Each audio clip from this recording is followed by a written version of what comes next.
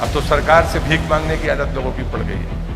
अब तो सरकार से भीख मांगने की आदत लोगों की पड़ गई है। नेता आते हैं तो कागज, एक टुकड़ा तो कागज मिलते हैं उनको।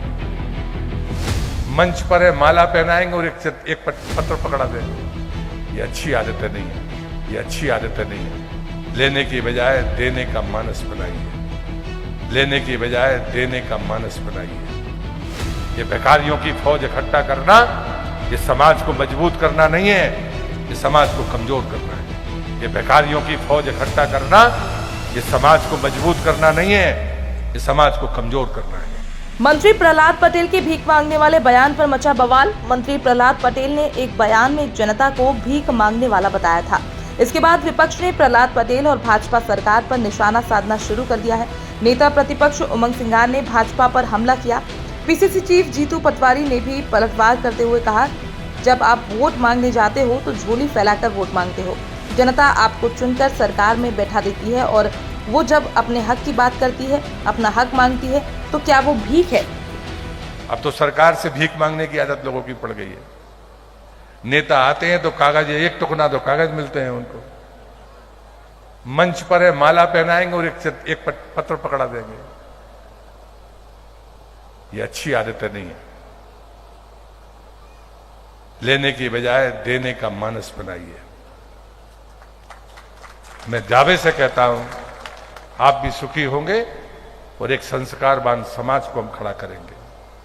ये भिखारियों की फौज इकट्ठा करना, ये समाज को मजबूत करना नहीं है, ये समाज को कमजोर करना है।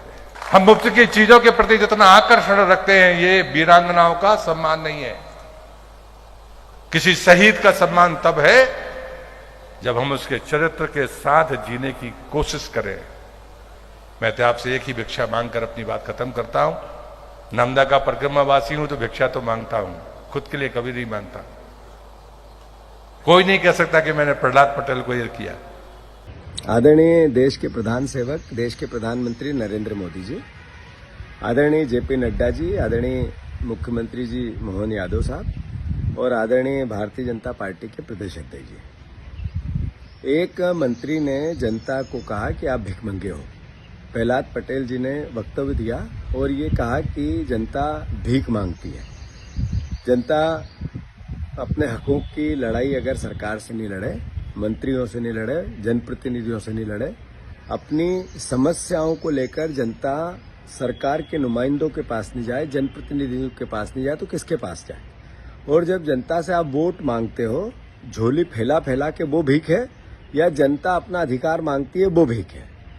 मैं मानता हूं कि भारतीय जनता पार्टी पूरी मध्य प्रदेश इकाई, उसने मध्य प्रदेश की जनता को कहा है कि आप भिखारी हो क्योंकि आप आपका हक मांग रहे हो। ये केवल प्रहलाद पटेल नहीं बोले, ये भारतीय जनता पार्टी पूरी पार्टी का उनके वक्तव्य के पीछे सोच है। और अगर ये सोच नहीं है तो फिर प्रहलाद पटेल का आप इस्तीफा लेना चाहिए।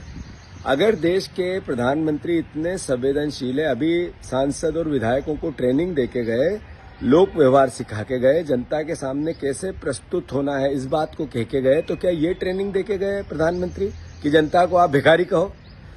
मैं फिर से चेतावनी देता हूं मोहन यादव जी को, जेपी नड्डा जी को, देश के प्रधानमंत्री जी से भी आग्रह करता हूं, प्रहलाद पटेल का अगर इस्तीफा नहीं लिया तो ये सर्वविदित होगा कि भारतीय जनता पार्टी पूरी ने कहा कि जनता भिखारी है।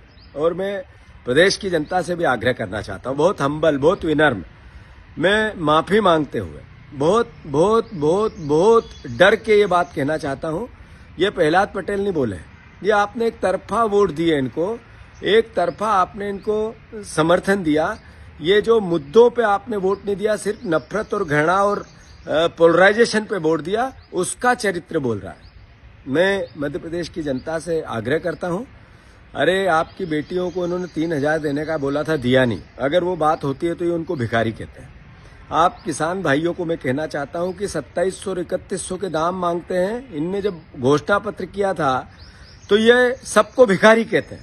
450 के गैस सिलेंडर गरीबों को कहना चाहता हूं, आपको बोला था, नहीं दिया। अगर आप महंगाई की बात करते तो आपको भिखारी कहना चाहते हैं।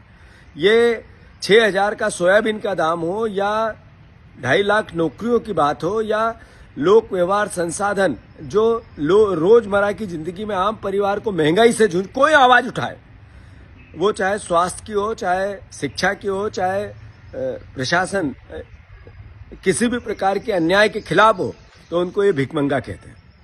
तो थोड़ी गलती आप महसूस करते हो नहीं करते हो मुझे नहीं पता, पर उसका भी एहसास सर चढ़ के रावण जैसा इन पे चढ़ा है। मद के मद में मदमस्त होकर ऐसे बयान देते हैं कि जिसके कारण बनते हैं, जिस जनता के वोट के कारण बनते हैं, उनको भिखारी कहते हैं। इनका मोहन यादव जी आप इस्तीफा लो, अन्यथा कांग्रेस पार्टी इसके खिलाफ पूरे प्रदेश में जन आंदोलन करेगी। देखिए, कोई भी योजना मेरा कहना जनता के जनहित में होना चाहिए, और सरकार यहाँ के प्रदेश के युवाओं को रोजगार की क्यों नहीं बात करना चाहती? सरकार यहाँ के किसानों को आत्मनिर्भर बनाने की बात क्यों नहीं करना चाहती? सरकार महिलाओं को स्वावलंबी आजीविका से कैसे जोड़ने की क्यों नहीं बात करना चाहती? खुद ही ये लोग वोट की राजनीति करते हैं। अभी शिवराज जी ने बयान दिया था कि वोट के कारण योजनाएं बनाना पड़ती हमको। तो प्रहलाद जी वरिष्ठ गंभीर मंत्री है, तो मैं समझता हूँ कि अब उन्होंने किस तारतम्य में किया है तो उनकी मन की बात है, लेकिन अगर कोई न्याय के लिए आता है तो उसको न्याय होना चाहिए, क्योंकि छोटा व्यक्ति आएगा ना, कोई बड़ा व्यक्ति तो आपके पास न्याय के लिए आएगा नहीं। तो इसको गंभीरता से लेना चाहिए, और निश्चित तौर से प्रदेश आत्मनिर्भर कैसे हो उस पर विचार होना चाहिए, ना कि लोगों को आप चुनाव के लिए, राजनीति के लिए, वोट के लिए गलत आदतें से बचना चाहिए, और उनको कैसे मजबूत करें आर्थिक रूप से, उस पर विचार होना चाहिए।